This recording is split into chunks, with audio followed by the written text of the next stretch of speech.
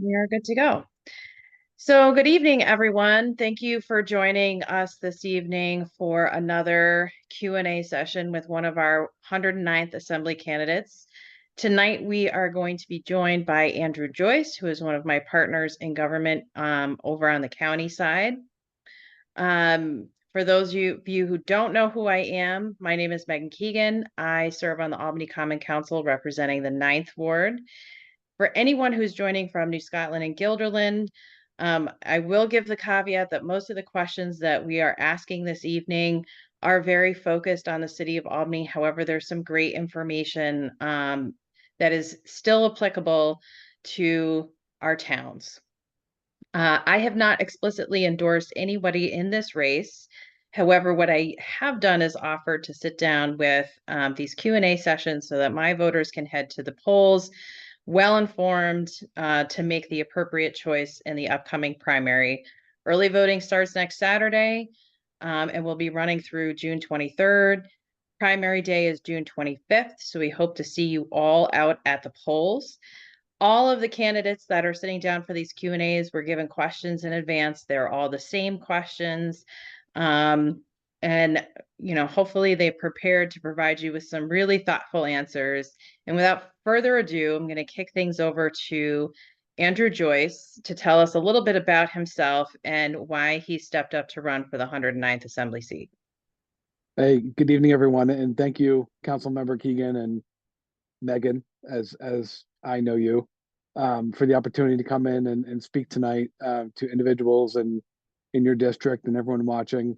You, as you had mentioned, you really lean into this race and you lean into this process and give everybody a fair, process to come in and speak. And I think that speaks to your commitment and your dedication as a council member and as a public servant, to give everybody an equal time and share to come in and talk and talk about issues that are affecting everybody in our communities here in Albany. So again, thank you for leaning in so hard into this race and giving us this chance.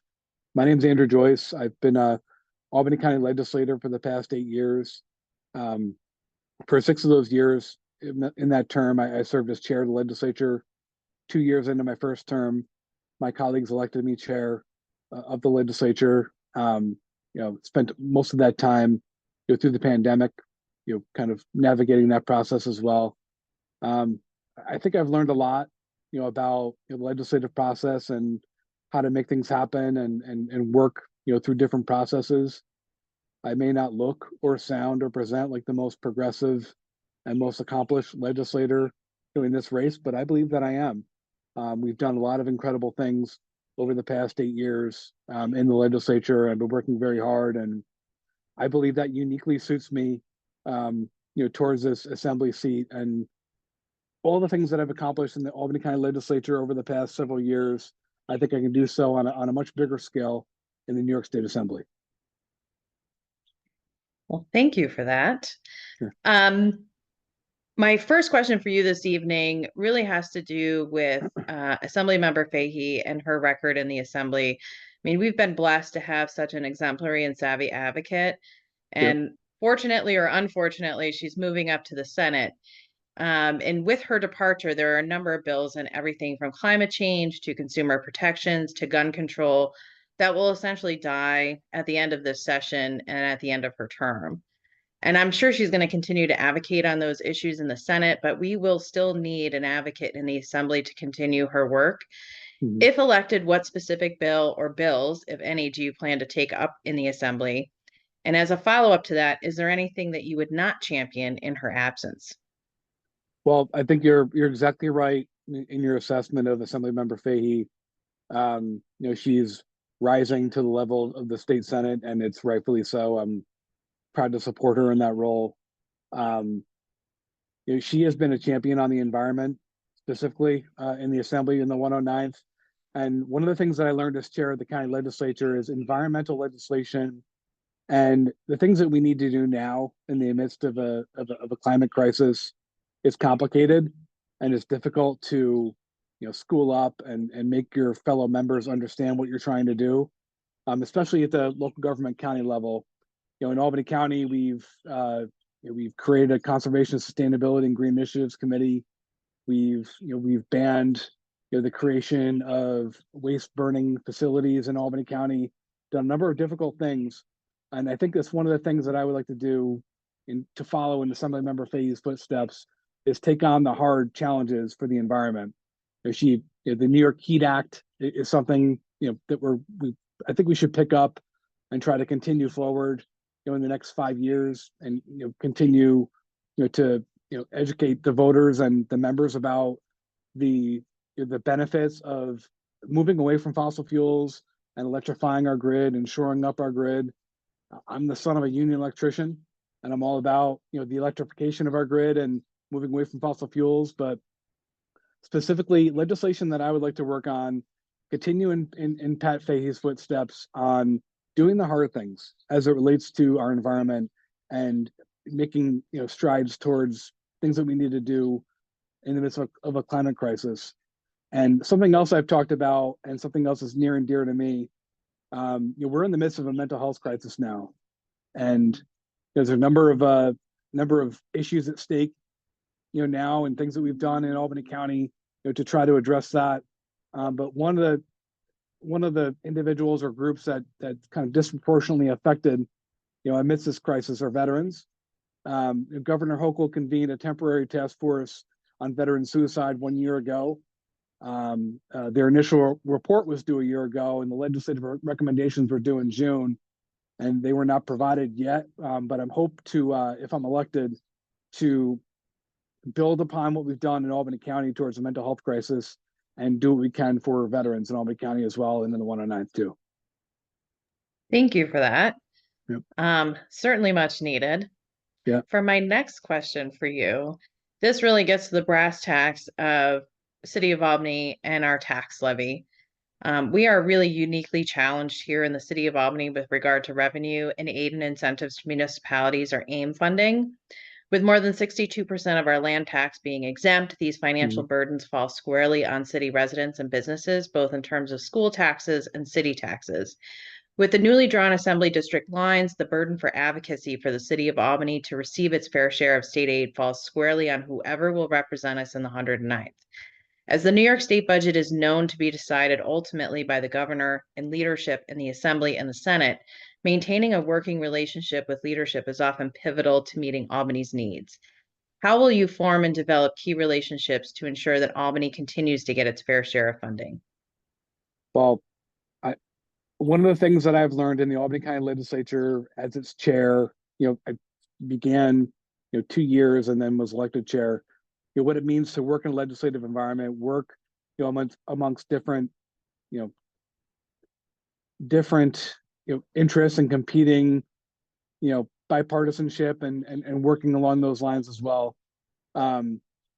It's about forming relationships, and looking at individuals, and looking at your colleagues and members as individuals who represent their own interest, and what's important being towards their interest, and they're not just votes, they're actual people.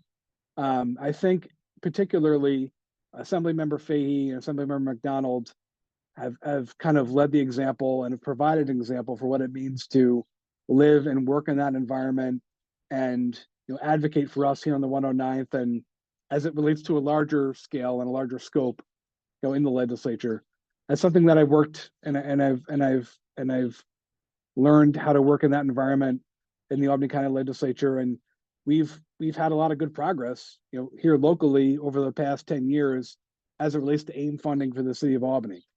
And that also ties into economic development, and what are we doing in the 109th, in the City of Albany, town of Guilderland, the town of New Scotland, to look at opportunities to shore up and do equitable economic development, and revenue generating and job creating opportunities. And you look at Pat Fahey, you look at John McDonald in particular, and they provide the gold standard as it relates to working in a legislative environment and advocating for your people in the 109th. And if I'm afforded the opportunity, I'll be happy to do that.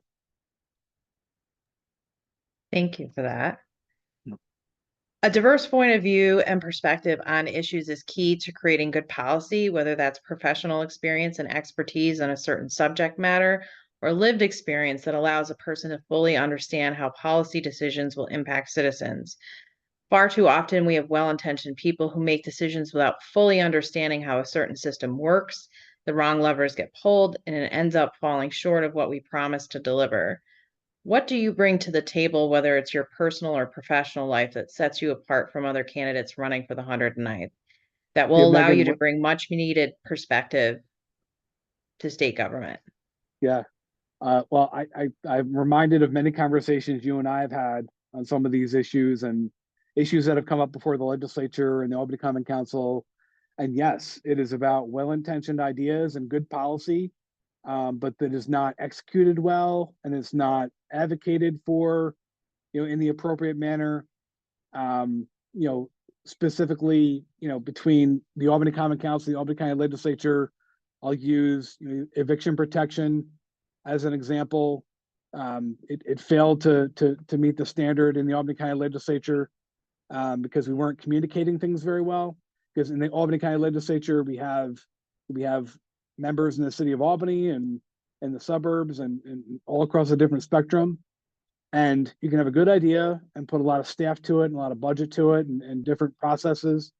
But if you're not communicating to members and communicating to people that you need support for, that's part of the problem. You know, I think I do provide a unique perspective as it relates to, you know, doing the hard things, addressing tough issues, and communicating that issue across the spectrum of the membership in Albany County, both Democrat and Republican.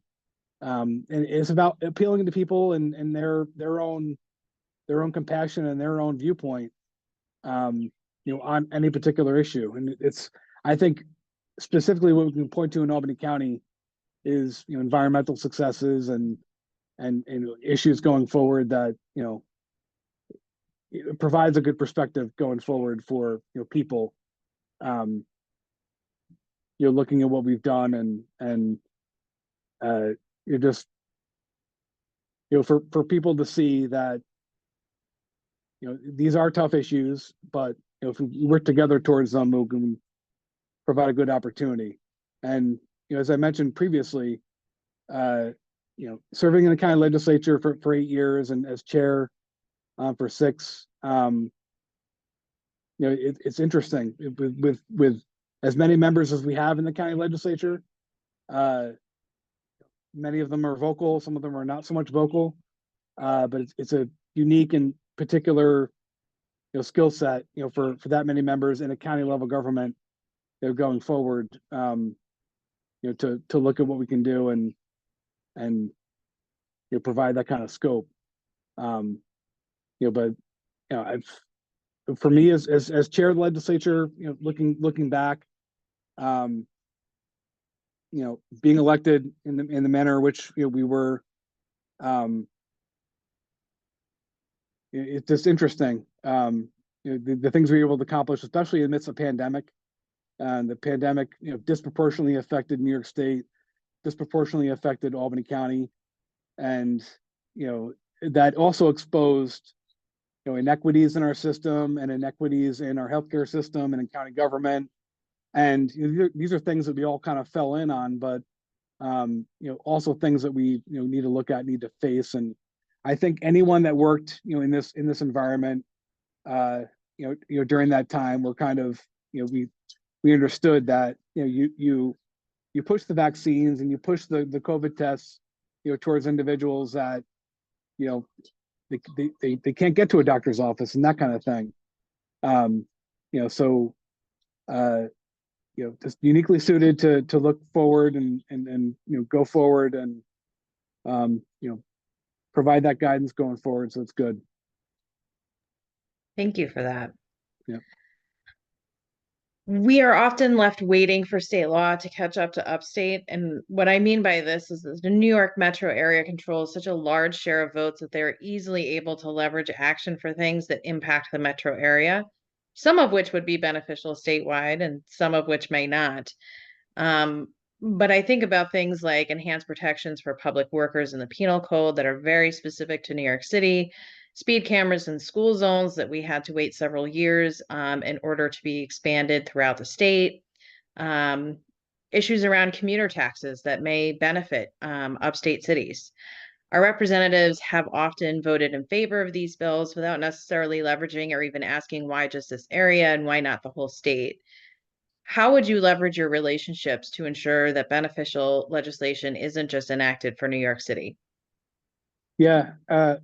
Again, I'll go back to my experience as chair of the legislature and working with membership. We're kind of uniquely suited in Albany County because it is so big, but with 39 members across the entire county, and it is drawing upon your own perspective and your own wants and needs and the wants and needs of individuals and the people that elected you in your district. Um, and again, I'll go back to Assembly members Fahey and McDonald, who have made great strides in their own roles in the state legislature for advocating for us here in the 109th and in the 108th, and kind of coalescing that alongside needs for downstate folks as well.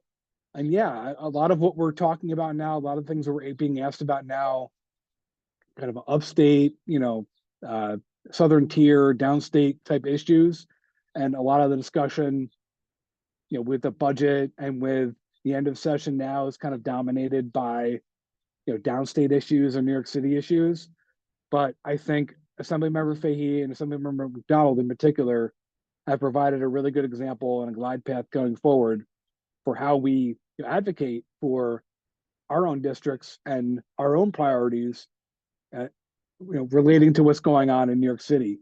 I'll bring up New York Heat Act as well, again, as a key issue and a key thing that we can continue to talking about over the next year, um, going forward. And if you lead and you lean into the hard issues and you gain the respect and the ear of your colleagues, I think whether you're from Utica or Buffalo or Albany or New York City, if you're a leader on issues and you can speak eloquently to things, and I think you can advocate for your own districts. And um, yes, we'll talk about things like congestion pricing and other things that affect New York City, but that won't get drowned out by issues that affect what we're doing here in the 109th too.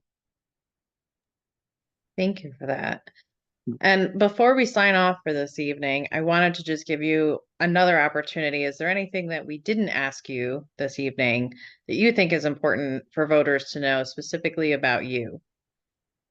No, but again, if I have an opportunity to close tonight, again, want to thank you for this opportunity, Megan, for setting up this process for all of us to talk to your people in your district.